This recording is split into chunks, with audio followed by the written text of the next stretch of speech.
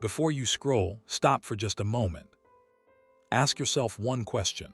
Have you ever had a dream that kept you awake at night? A vision so bright that you could almost see yourself living it, yet now it feels distant, like a fading memory. Maybe life got in the way. Maybe you told yourself, I'll start tomorrow. But tomorrow never came. This story isn't just about failure. It's about something worse, something silent. It doesn't shout, it doesn't hurt, it waits. And slowly, without you realizing, it kills everything you ever wanted to become. If you've ever felt stuck, if your dreams are fading, then listen till the end.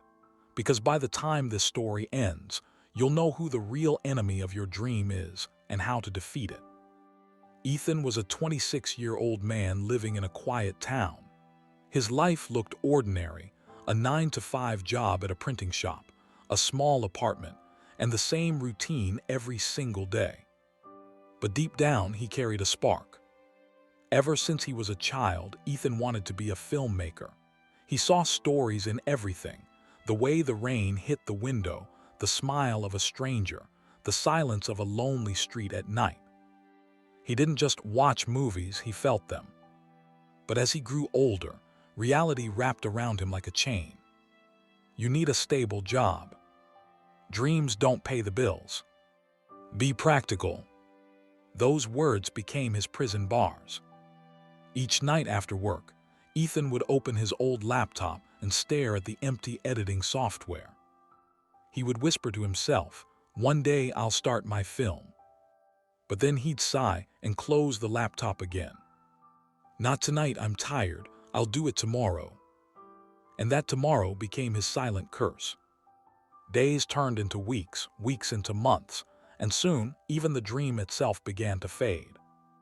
He would see others online, young filmmakers winning awards, sharing their success stories, and inside him, something would burn. He'd think, that could have been me.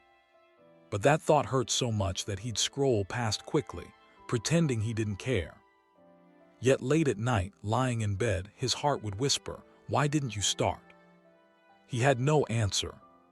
One evening, after another long day at work, Ethan walked through the rain-soaked streets. The sky was gray, the wind heavy, and his reflection in every puddle looked tired, not just physically but spiritually.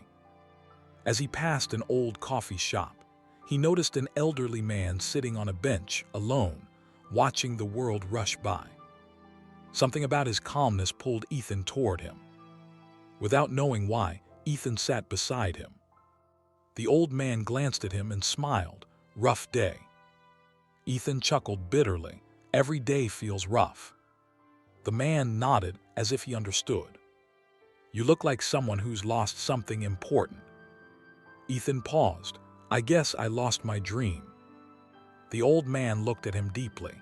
"No, son, you didn't lose it. You just stopped listening to it." Those words hit Ethan like lightning. He looked down, confused and curious. "What do you mean?" The old man leaned forward slightly. "Do you know what kills most dreams?" he asked. Ethan shook his head. "It's not failure, it's not rejection, it's waiting. The habit of saying, 'I'll start when the time is right.' That's the silent killer. It doesn't hurt you at once, it simply delays you until your dream dies of starvation." Ethan felt something heavy in his chest. The man continued, "I once wanted to be a painter. I told myself I'd start after my kids grew up, after I saved enough, after I retired. Now my hands tremble too much to hold a brush. The right time never came." He smiled sadly. The graveyard is full of dreams waiting for the perfect time. That night, Ethan couldn't sleep. He stared at the ceiling, haunted by those words. He realized he had spent years blaming everything: lack of money, time, support, but deep down, he knew the truth. It wasn't life that stopped him, it was him. Fear had disguised itself as patience. Excuses had become comfort. And tomorrow had become a silent thief. Ethan sat up, turned on his laptop and whispered, "Not tomorrow, tonight." He didn't have fancy equipment or a team, Just his phone, a few books, and a head full of ideas. He stayed up till 4 a.m., filming a short scene by himself, a man fighting his reflection in the mirror, symbolizing fear versus courage. It was raw, messy, imperfect. But it was real. For the first time in years, Ethan felt alive. He uploaded that short clip online with the title, "The Battle Within." It got 27 views. But those 27 people were the start of something. Among them, 3 people commented, "This hit me hard. I feel the same. Please make more." Those 3 comments meant more than 1,000 likes. They were proof that his voice mattered. Ethan kept going. He recorded videos on weekends, learned editing at night, and sacrificed sleep to chase something bigger than comfort, meaning. Every video was better than the last. He failed many times, deleted hours of footage, and cried out of frustration. But every tear built his strength. 1 year later, his channel reached 50,000 subscribers. He wasn't rich, but he was respected. People called him the dreamer who never gave up. Ironically, he had almost given up until that one night. But success didn't come easy. There were days when his videos got 0 engagement. People laughed, saying, "You're wasting time." Even his colleagues mocked him. But he remembered the old man's words, "The graveyard is full of dreams that waited." And he swore he wouldn't be one of them. Time passed, and Ethan's name began appearing on local platforms. Schools invited him to talk about following dreams. He would stand before hundreds of young people and tell them, "The silent killer of your dream is not the world, it's your hesitation." He tell his story, the nights of doubt, the fear of being laughed at, the emptiness of waiting, and how taking the first step changed everything. He always ended his speeches with the same line. "Courage doesn't mean you're not scared. It means you start even when you are."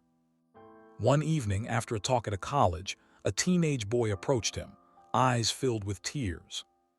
He said, "Sir, I was about to give up on my art. Everyone told me it's useless, but your story gave me hope. I'm going to start again."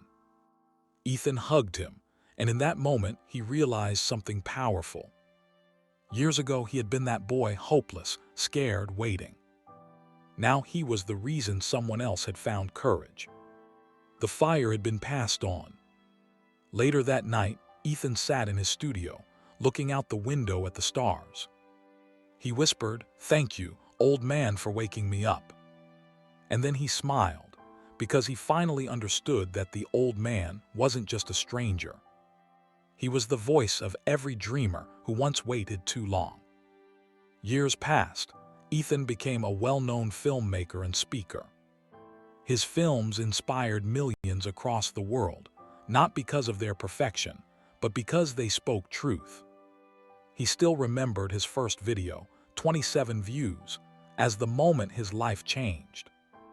During a global conference, a journalist asked him, "Sir, what's your secret to success?" Ethan smiled softly and replied, "My secret, I started before I was ready." After the conference, as he walked down the empty street, Ethan saw a young man sitting alone on a bench, tired, defeated, holding a notebook full of ideas. Ethan walked up to him and said, "You look like someone who's carrying too many unfinished dreams." The young man looked up in surprise. "How did you know?" Ethan smiled, the same smile the old man once gave him, and said, "Because I once carried mine too. Don't wait for the right time. There isn't one, start now." And just like that, the circle of inspiration continued, from one dreamer to another. If you're listening to this, understand something. The dream inside you is not dead, it's waiting. But every moment you delay, it dies a little more. The silent killer isn't failure, it's not rejection. It's waiting. It's hesitation. It's fear pretending to be logic. One day you'll realize that you never needed more money, more talent, or more time. You just needed to begin. Start messy, start scared, start now.